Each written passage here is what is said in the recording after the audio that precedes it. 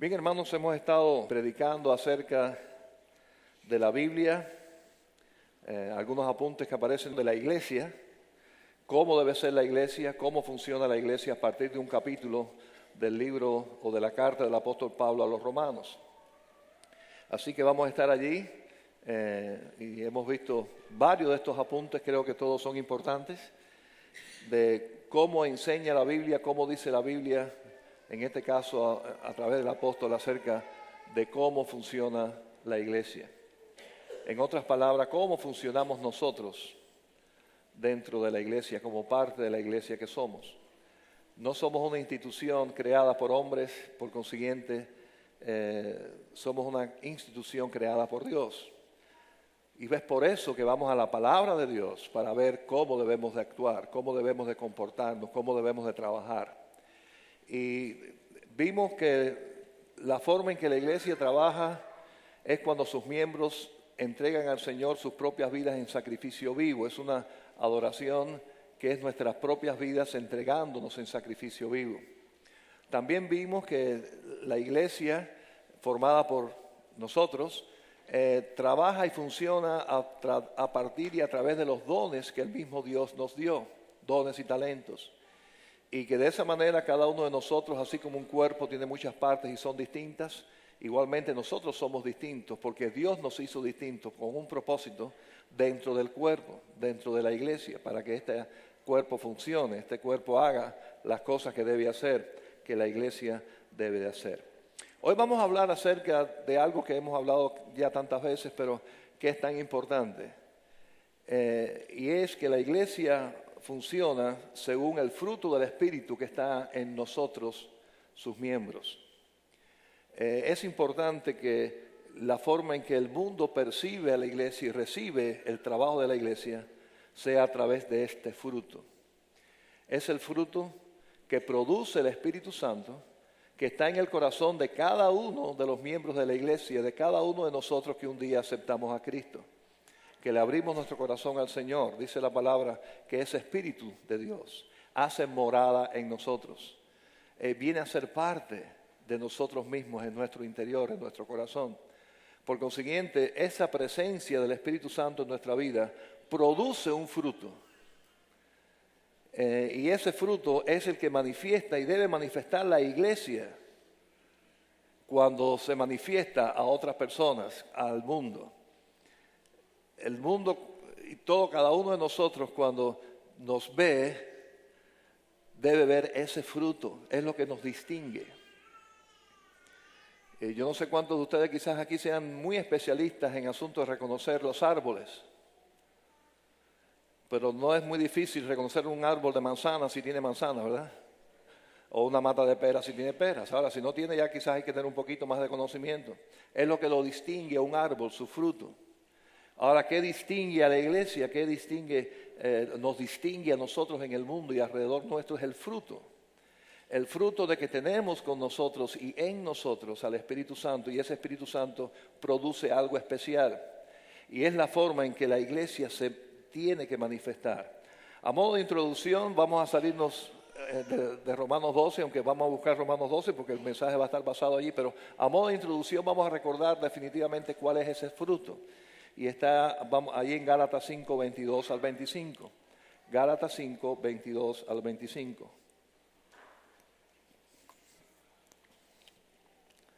Dice la palabra del Señor: mas el fruto del Espíritu es es amor, gozo, paz, paciencia, benignidad, bondad, fe, mansedumbre, templanza. Contra tales cosas no hay ley. Pero los que son de Cristo han crucificado la carne con sus pasiones y deseos. Si vivimos por el Espíritu, andemos también por el Espíritu. Ahora, fíjense, los que saben un poco, o se cuentan un poco de gramática cuando estaban en la escuela, tal parece que hay un error gramatical, como comienza este texto. Porque dice, el fruto del Espíritu es, y después empieza a decir cosas, varias cosas. Ahora, el Espíritu el fruto del Espíritu es uno. Ahí no habla de los frutos del Espíritu son amor, no dice el fruto del Espíritu es en singular. Por consiguiente, todo lo que viene después, toda esa lista de cosas, no son distintos frutos de ese espíritu, sino que son parte del mismo fruto. Y eso es muy importante. Los dones y talentos es en plural, cada uno de nosotros somos distintos. Ninguno de nosotros tiene los mismos dones o tenemos los mismos talentos, somos diferentes. Ahora, si el Espíritu de Dios está en nosotros, debemos tener el fruto porque hay un Espíritu. No son muchos espíritus, es el Espíritu de Dios. Ahora, cada uno de nosotros tiene el Espíritu. Si es cristiano, se ha aceptado a Cristo y se sobreentiende que si está el Espíritu, está el fruto del Espíritu. Por consiguiente, cada una de estas manifestaciones del Espíritu que aparecen ahí, de ese fruto del Espíritu, no son opcionales. Yo puedo decir, Dios no me dio el talento de la música, y pudiera ser. Dios no me dio el talento de la enseñanza o el talento de la predicación, eso es correcto. No todos predican, no todos cantan, no todos tienen esos talentos o dones. Pero nadie puede decir, yo no tengo el don del amor, por consiguiente yo no amo. O yo soy impaciente y Dios no me va a cambiar. O yo no voy a ser bueno con las personas, o yo no tengo benignidad. Quiere decir que no es opcional. Este es el fruto del Espíritu que todo cristiano que tiene el Espíritu se sobreentiende que tiene. Amén, ¿verdad que sí? Quiere decir que es el fruto de lo que somos. Por consiguiente, cuando hablamos de la iglesia, y hablamos de una iglesia de cristianos, la iglesia de Cristo, se sobreentiende que está formado por personas que han sido salvas, ¿sí? Si han sido salvas, tienen al Espíritu Santo, ¿sí? Si tienen al Espíritu Santo, tienen el fruto del Espíritu. Por consiguiente, la forma en que la iglesia funciona es a través de este fruto. Tiene que estar presente en todo lo que hagamos, hermanos. Cualquier don que tengamos o cualquier talento que hagamos, aunque lo hagamos técnicamente perfecto, si le falta el fruto del Espíritu, si le falta amor, ¿de qué cosa es? No vale para nada. Quiere decir que no importa cuán bien hagamos las cosas técnicamente, hablando de talentos o de dones, de lo bien que hagamos las cosas, si falta el Espíritu, si falta el fruto del Espíritu, eso no vale absolutamente nada a los ojos de Dios. Por eso es tan importante. Y reconocer que la iglesia, para que sea eficiente, entonces, concluyendo esta introducción, tiene que ser una iglesia espiritual. Ahora, ¿cómo es una iglesia espiritual? No es conforme a que haga las cosas a mi gusto, en mi tradición, es conforme a que haga las cosas conforme al fruto del Espíritu. Ahí se sabe cuando una persona o cuando una iglesia formada por esas personas es espiritual.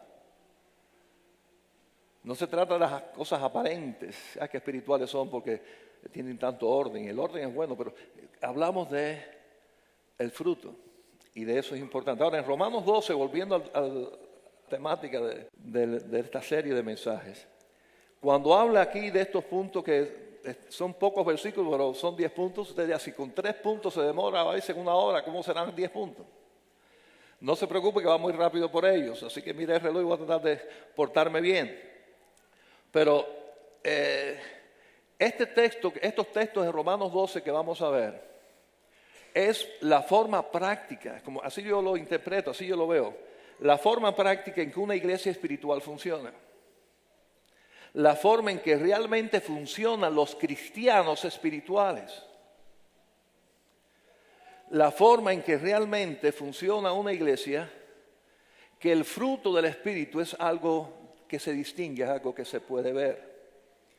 Quiere decir que lo que vamos a ver aquí en estos versículos de Romanos 12 es, vamos a decir, una aplicación práctica de una iglesia verdaderamente espiritual, formada por cristianos maduros, donde el fruto del Espíritu está presente.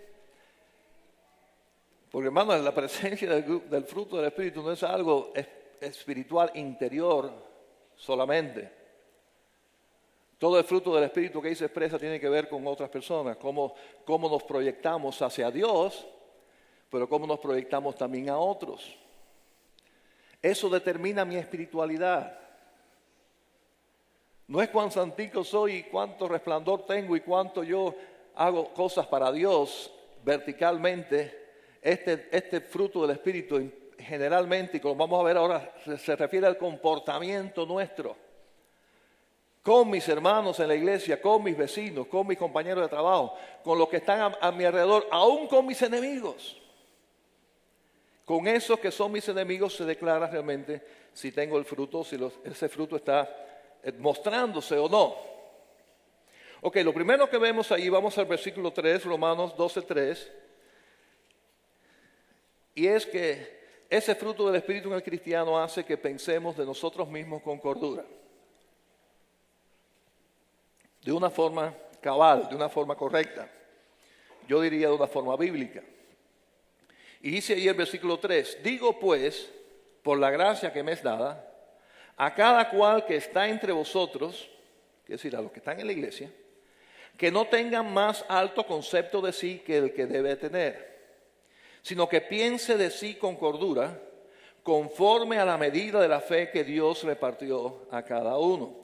Así que pensando con cordura de nosotros mismos, poniéndonos nosotros a nosotros mismos en el lugar que corresponde, con relación a Dios y con relación a los hombres.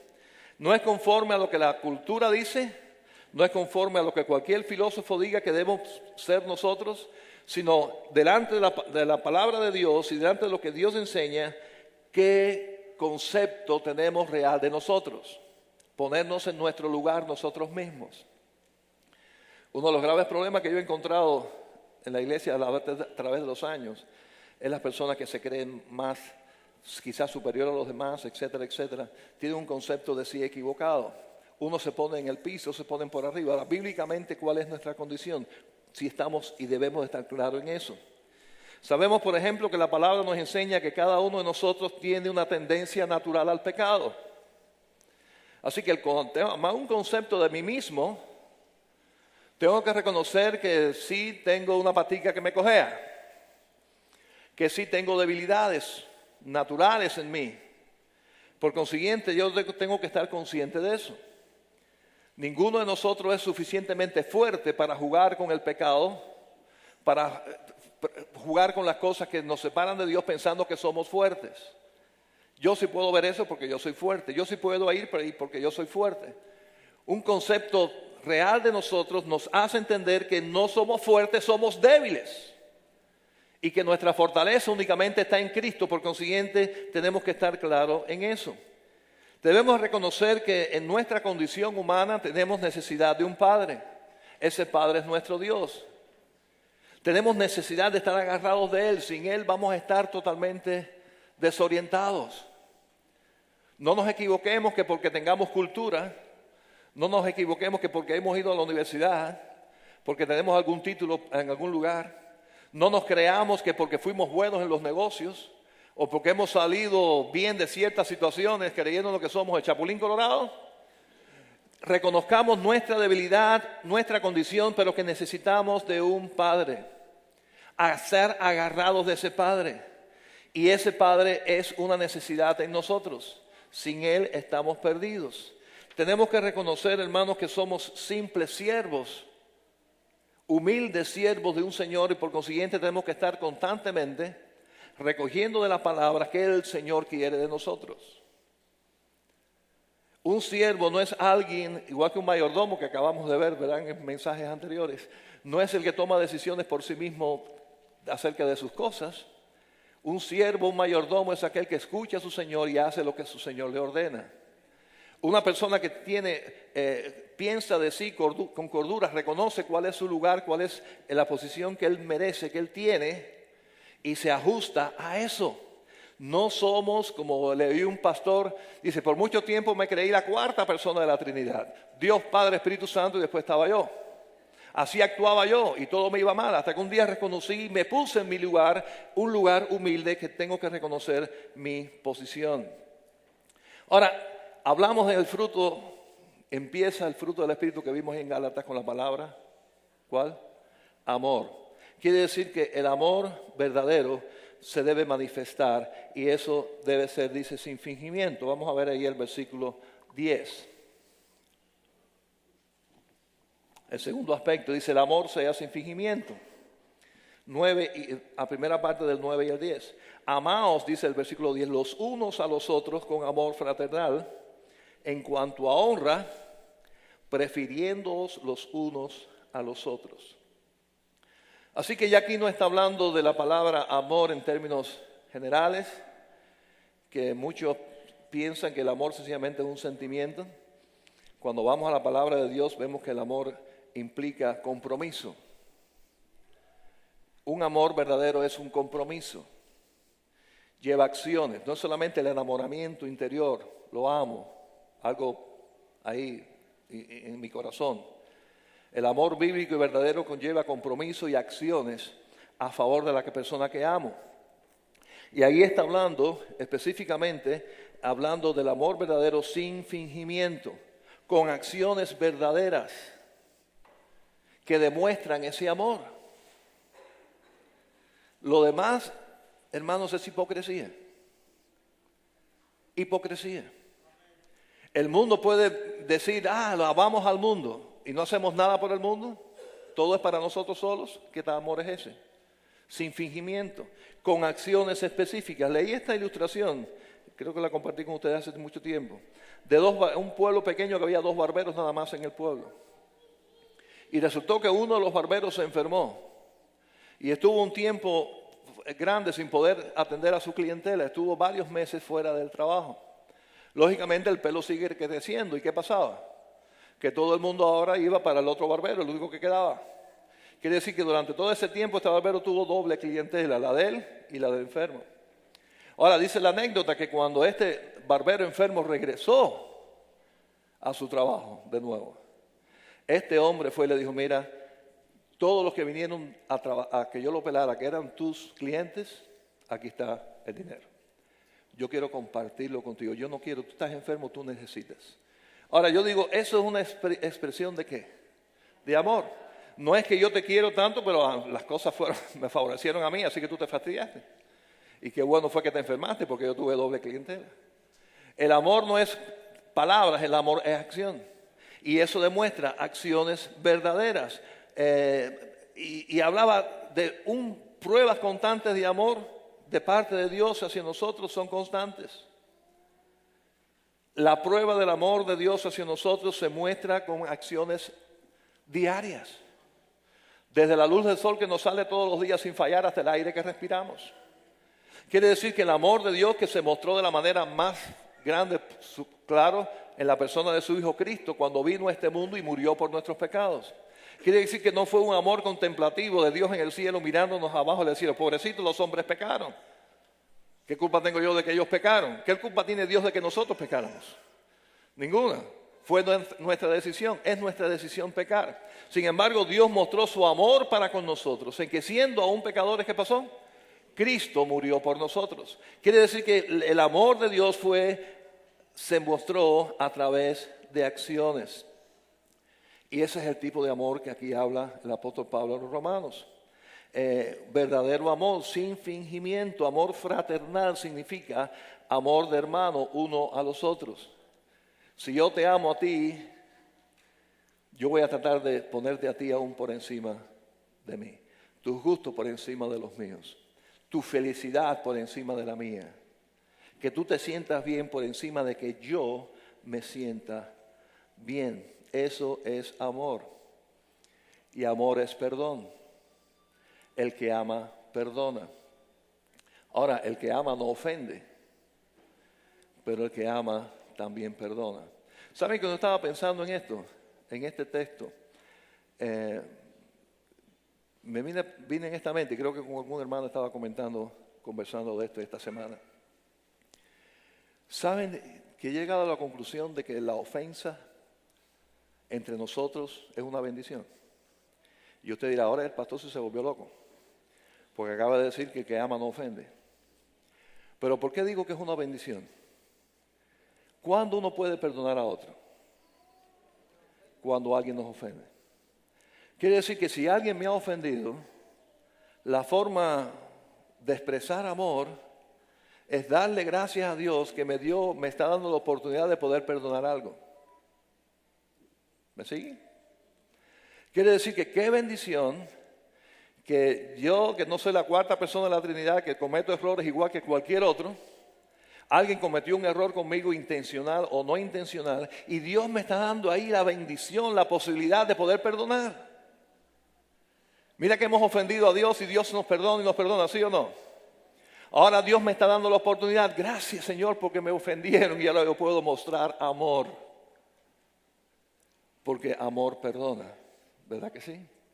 Así que es una forma distinta de ver las cosas, pero es la forma, pienso yo, bíblica de expresar, hermanos, el fruto del Espíritu en mi vida. Hermanos, hay expresiones en la vida del cristiano que la única manera en que se pueden expresar es bajo presión y bajo sufrimiento. ¿Cuándo te puede decir, en mi angustia invoqué a Jehová y Dios me ayudó y Dios me sacó? ¿Cuándo? Si estuviste en angustia. Nadie puede decir que Dios lo sacó de la angustia si nunca ha estado en la angustia. Por consiguiente, hermanos, cuando veamos estas cosas en nuestra vida, pensamos, el Señor me está dando la bendición y la posibilidad de poner en práctica el fruto del Espíritu. Hermanos, eso demuestra nuestra madurez espiritual. Nuestra madurez espiritual se pone a prueba cuando en circunstancias difíciles lo que se expresa no es el viejo hombre, ganas de cogerlo por el cuello y no perdonárselo y tener angustia y no quererlo ver. No, ese es el viejo hombre.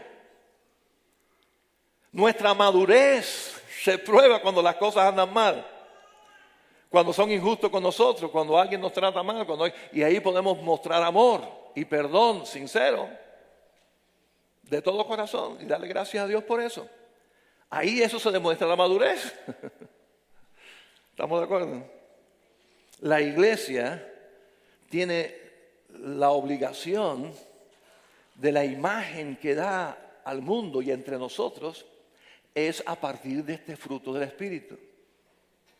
A partir de ese fruto que está lleno de benignidad, está lleno que no piensa decir más allá de lo que debe pensar, que muestra el amor verdadero sin fingimiento, que pone en práctica, que se nota que el fruto del Espíritu está ahí. Miren, hermano, yo sé que muchos piensan que la única manera de ver el Espíritu es haciendo cosas un poco físicas que se puedan ver. Yo no digo que no, o que sí. El Espíritu Santo hace lo que Él quiere. Pero la forma verdadera y profunda de mostrar la presencia y la llenura del Espíritu en una persona es cuando el fruto se manifiesta. Este fruto del Espíritu, cuando hay amor, cuando hay paciencia, cuando hay paz, cuando hay mansedumbre, cuando hay templanza, cuando uno es capaz de perdonar ofensas, cuando uno es capaz de pasar por el dolor, por el sufrimiento, glorificando a Dios y creciendo. Ahí es donde se prueba la madurez espiritual. Y es la forma en que la iglesia debe expresarse, con un amor no fingido. Vamos al versículo 9 otra vez, que ahorita nada más que vimos el pedacito del principio, la segunda parte. Y dice, aborreced lo malo, seguid lo bueno. Aborreced lo malo, seguid lo bueno. Esto parece demasiado elemental, pero déjeme decirle que tristemente muchas veces en el comportamiento nuestro, según nos convenga o según nos conviene aparentemente, preferimos decidir por lo mal. Decidimos juzgar, decidimos mentir, decidimos continuar en malas costumbres, practicando pecados, creer en hechicerías, en cosas que no glorifican a Dios. Y llegan momentos, hermanos, efectivamente, que hay que escoger. Y a veces escoger hacer lo bueno duele.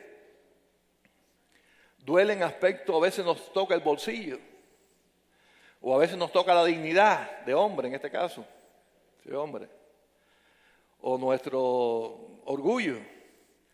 Y llegan momentos en la vida en que para expresar este fruto del Espíritu en nosotros hay que escoger lo bueno, cueste lo que cueste. Y yo he tenido la gran bendición de estar cerca de algunos hombres que me han mostrado a mí que hay momentos en la vida que es mejor hacer las cosas bien hechas aunque cueste la prisión, aunque cueste perder amigos, aunque cueste caer en la boca de otro, es decir, este no es hombre, porque se dio la oportunidad con esa mujer y él de bobo, ay mira, porque es religioso, no hizo a papel de hombre. Eso está, sobre todo entre los hispanos se oye mucho eso, ¿sí o no? Pero tú escoges hacer lo bueno delante del Señor sin importarte lo que digan otros, sin importarte lo que pase, sin importarte que me cueste el dinero, sin importarme lo que cueste. Escoger hacer el bien y hacer lo correcto a los ojos de Dios, cueste lo que cueste, eso demuestra realmente que soy una persona espiritual. Que ese fruto del Espíritu se manifiesta en mi vida. Mientras más duro nos den, hermanos, más posibilidades tenemos de demostrar cuánto el Espíritu Santo realmente se manifiesta en nosotros. Cuando vimos las 7 palabras de Cristo en la cruz, ¿verdad que todos nos quedamos asombrados del amor de Cristo? Clavado allí, Padre, perdónalos porque no saben lo que hacen. Teniendo el poder para con una palabra suya eliminar a toda esa gente, pero sí. Quiere decir que cuando más sufrió el Señor, cuando más perseguido, cuando más cruenta era su muerte, la expresión de Él de amor y perdón demostró cada vez más que, claro, el Hijo de Dios estaba lleno del Espíritu Santo. El Espíritu Santo es otra persona igual que Él, con Dios. Así que tomar decisiones cueste lo que cueste para bien. Aborrecer lo malo, pero seguir lo bueno, no importa las consecuencias. No depende de las circunstancias. Voy a hacer lo bueno cualquiera sean las circunstancias. Prefiero, y si eso me cuesta que me boten del trabajo, prefiero quedarme sin trabajo, sin violar, haciendo bien las cosas a los ojos del Señor. Y no quiero ser pesimista, hermanos, pero cada vez más en el estudio de ayer de los matrimonios que pasamos tan buen rato, hablamos un poco de eso. Cada vez vemos más intransigencia en la sociedad. Cada vez hay más intransigencia en la sociedad que vivimos en contra de la fe cristiana. Eso cada vez es mayor. Ahora, ¿qué yo voy a escoger cuando la presión sea grande? ¿Qué yo voy a escoger si algún día tengo que escoger entre el trabajo o hacer las cosas como el Señor manda? Aquí estamos hablando, si vamos a realmente actuar conforme a la iglesia que Dios espera espiritualmente madura, voy a hacer las cosas bien hechas, cueste lo que cueste. Voy a aborrecer lo malo, voy a hacer lo bueno. Ahora también habla de algo práctico allí cuando habla de ser diligente. Como dice el versículo 11. La primera parte. En lo que requiera diligencia, no perezosos. Quiere decir que hablando de lo espiritual, requiere ocupación, requiere diligencia. Si el Señor nos dio algún talento y nos dio algunos dones, es para ponerlos a su servicio en la obra del Señor. Vamos a decir, si fuéramos a medir nuestra vida espiritual, y espero que ninguno de nosotros ahora se ponga a medir la vida espiritual de otros, los únicos autorizados, hermanos, fíjense, para medir nuestra vida espiritual somos nosotros y el Señor, de nosotros mismos. ¿Cómo dice la cena del Señor? Hágase cada uno juicio de sí mismo, ¿verdad? Y tome así del pan. No dice, mira a ver si el hermano puede tomar la cena. No dice eso. Analízate a ti mismo, júzgate a ti mismo, así que eres tú. Ahora, si fuéramos a analizar nuestra vida espiritual, hermanos, esto va a tener que ver mucho con nuestra agenda. Si somos diligentes, si realmente estamos practicando la vida cristiana. Y a eso tiene que ver desde la oración, que es el tiempo con el Señor en meditación, hasta las visitas que hacemos, hasta la forma que predicamos a otros del Señor, el tiempo que usamos para servir al Señor en los ministerios que el Señor nos haya puesto en la iglesia, pero también en la forma que diariamente la palabra de Dios o la forma en que nos ocupamos de los perdidos, etcétera, está en nuestra vida. ¿Qué lugar tiene las cosas de Dios? Tiene Dios y las cosas de Dios en nuestra agenda. Así que diligentes, no perezosos.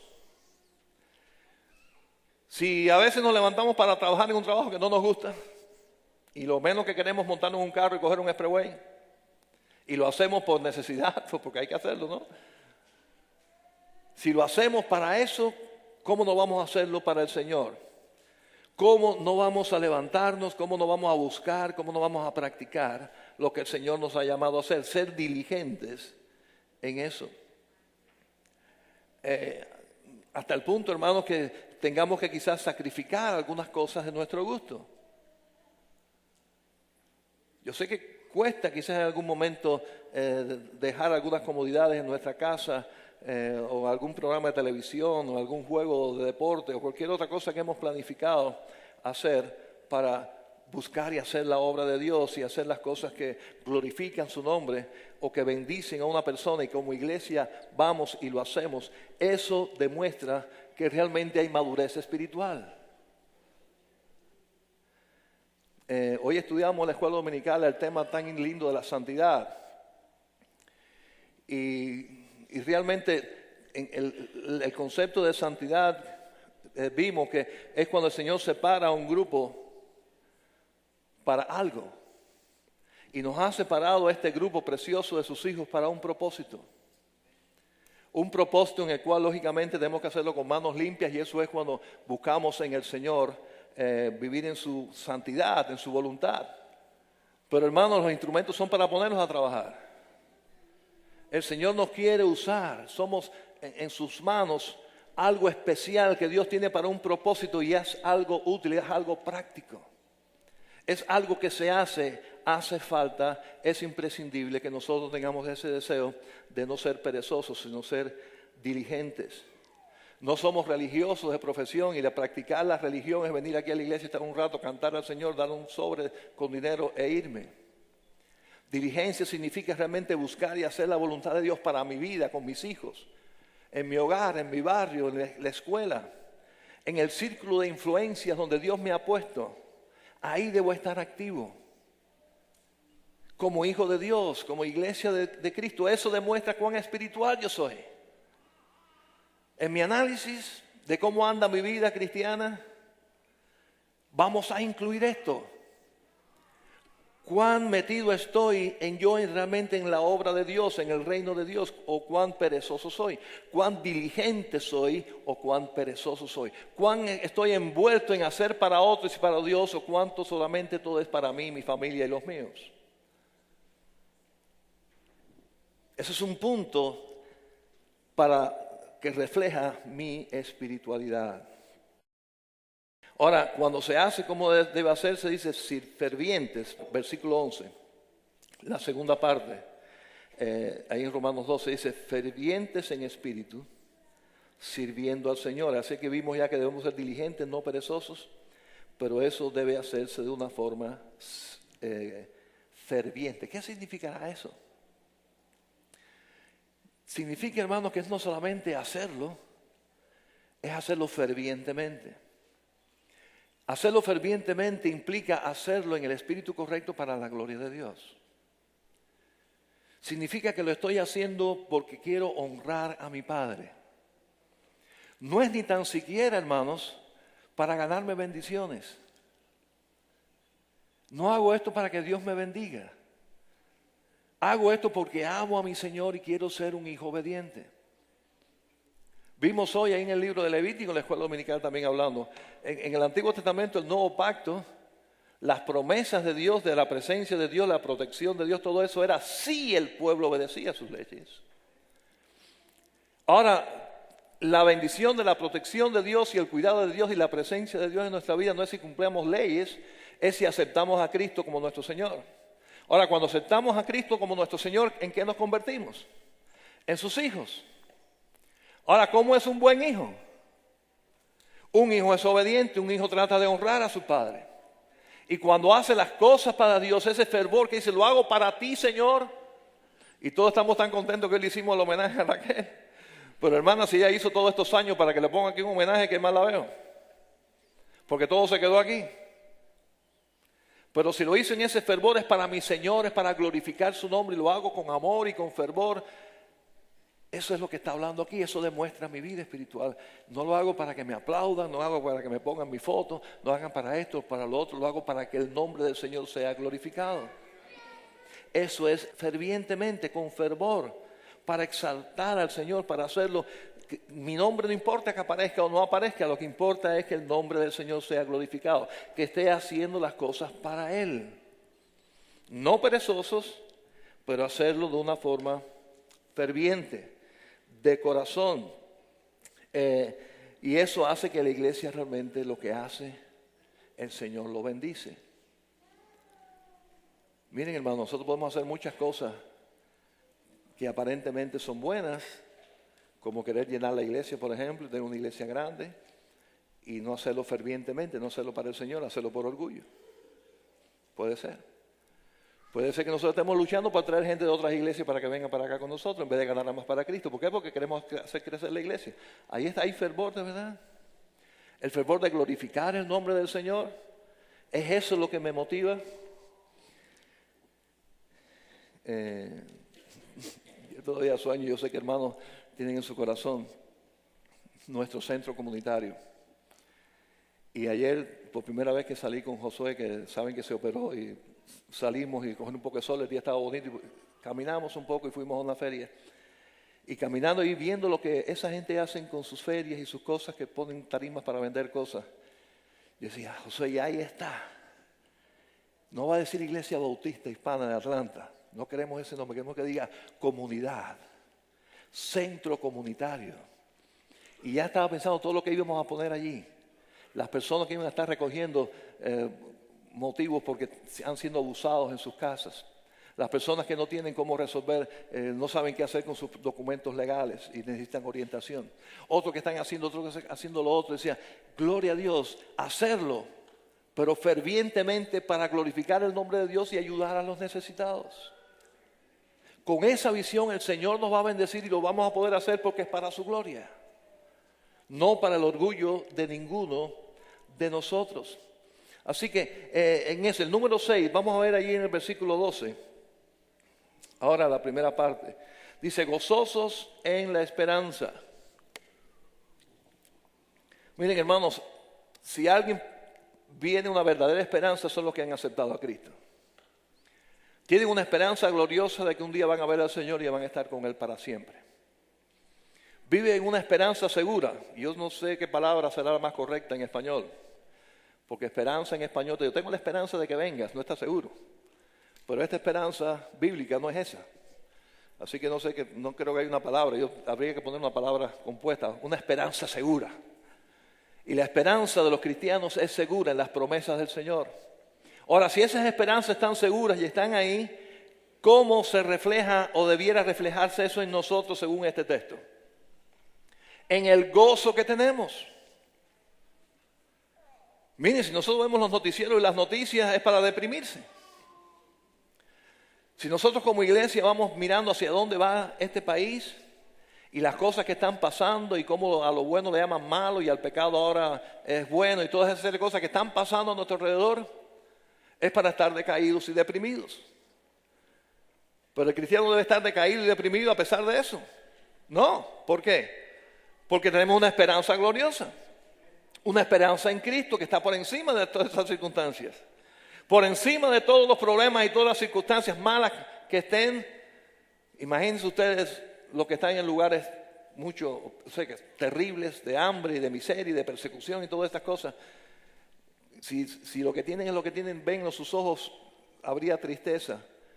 Los ojos puestos arriba y la esperanza. Esa esperanza el mundo debe verla en cada uno de nuestros ojos, hermanos. En cada uno de nuestros semblantes. El cristiano es una persona gozosa. El gozo es parte que demuestra que somos maduros espirituales. ¿Saben por qué? No porque demostremos que no tenemos problemas. Dice, oye, en esa iglesia nadie tiene problemas. Todo el mundo está sonriente. Mentira. Tenemos cantidad de problemas. El crecimiento espiritual está en que a pesar de los problemas tengamos gozo. Tenemos una enfermedad, pero no nos quita el gozo la enfermedad. Tenemos un problema en el trabajo, tenemos problemas aquí y allá. Esa es la vida. Pero ¿sabes qué? Nuestro gozo, ¿en qué está basado? en una esperanza gloriosa. Por consiguiente, ese es el fruto que el mundo necesita y es la forma en que la iglesia funciona. Ahora, dice el otro texto que todavía va más profundo en esto. Sufridos en la tribulación. Dice allí en la segunda parte del versículo 12. Gozados en la esperanza. Después dice, sufridos en la tribulación. Hay tribulación, vamos a sufrir, pero en ese proceso reconocemos que todo obra para bien y por consiguiente hay gozo en nuestra vida. Hermanos, el sufrimiento es parte de la vida. Miren, al cristiano nada es malo en cuanto a las cosas que nos pasan. Todo obra para bien. Quiere decir que cuando yo me refiero a algo que me pasó, lo correcto no es decir, oye, me pasó algo malo. Lo correcto es decir, me pasó algo doloroso, o me pasó algo triste, o lo que sea. Pero no voy a decir que es malo. ¿Por qué? Porque eso triste y doloroso en la vida del cristiano al final es para bien. Por consiguiente, el cristiano siempre es optimista y es positivo. Pase lo que pase. Y yo sé que esto es un tema muy, muy, muy difícil cuando se trata de circunstancias demasiado dolorosas, ¿ok? O demasiado tristes. Cuando la herida es bien profunda, la herida ha llegado profundo en nuestra vida y nos ha tocado quizás lo que más nos duele.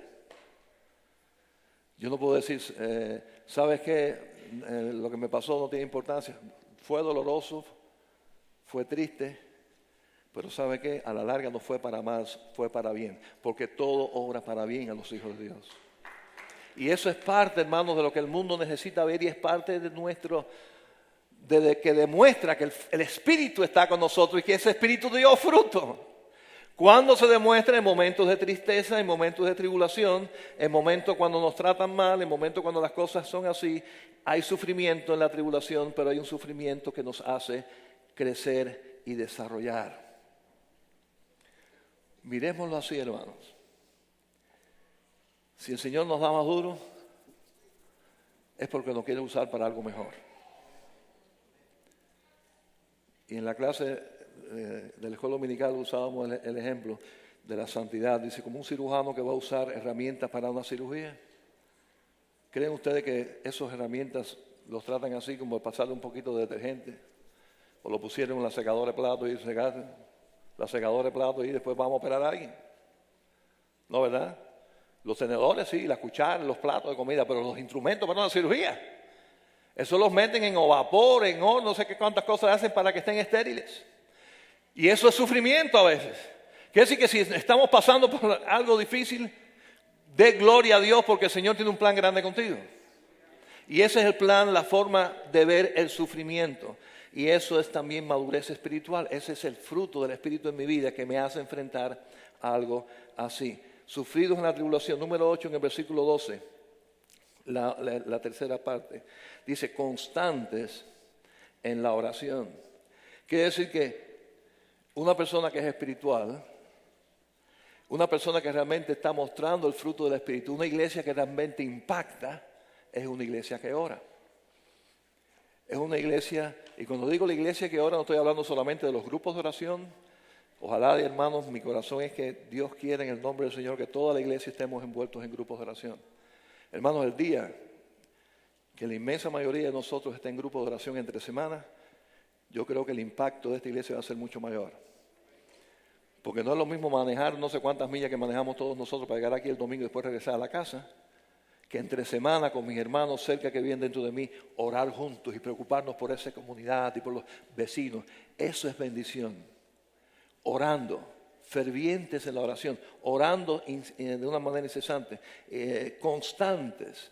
Pero no solamente habla de grupos de oración o habla de venir aquí a la iglesia a orar. Lo más importante es el tiempo que separamos para la oración de nuestra vida, de nuestra agenda. Cuando dicen que nadie se entere, nadie tiene que enterarse de esto. Hemos doblado rodillas y estamos dando lo mejor del día para el Señor en oración. Y si es lo primero, para mi punto de vista es lo mejor, como hacía el Señor. Bien temprano, separado para el Señor, buscar del Señor en oración. Y haciendo eso, se está demostrando que realmente somos espirituales. Y ese fruto nos hace crecer espiritualmente y desarrollarnos cuando practicamos ese fruto, cuando ese fruto se manifiesta. Y aquí vemos como algo práctico en la iglesia, práctico en el cristiano, es que seamos constantes en la oración y también al mismo tiempo compartiendo, dice en el versículo 13, como dice la primera parte del versículo 13, compartiendo para las necesidades de los santos. Compartiendo lo que tenemos para las necesidades de los santos. Compartiendo con aquellos que tienen menos o con aquellos que no tienen. Así que puede haber algo más práctico que esto, más visible, más real. Yo soy muy espiritual, pero el bolsillo no me lo toque. Yo soy muy espiritual, pero no me toque el closet. Yo soy muy espiritual, pero no. Esa forma de ser dadivoso y compartir y entregar demuestra realmente lo que somos, lo que realmente tenemos, dónde invertimos nuestro tiempo. ¿Viste la ilustración de alguien que visitó a un amigo, un pueblo pequeño? Hacía muchos años que no lo veía. Y le dijo, mira, te voy a enseñar el pueblo. Y empezaron un recorrido por el pueblo. Y llegaron a aquella mansión, la mansión más linda del pueblo. Una cosa increíble. El hombre del amigo le dijo, oye, eso tiene que haber costado una barbaridad. Dice, yo no sé lo que costó, no sé cuánto vale, pero sé lo que le costó al que la hizo. Y lo que le costó al que la hizo fue su vida. Dice, ¿cómo su vida? Dice, este hombre conoció a Cristo.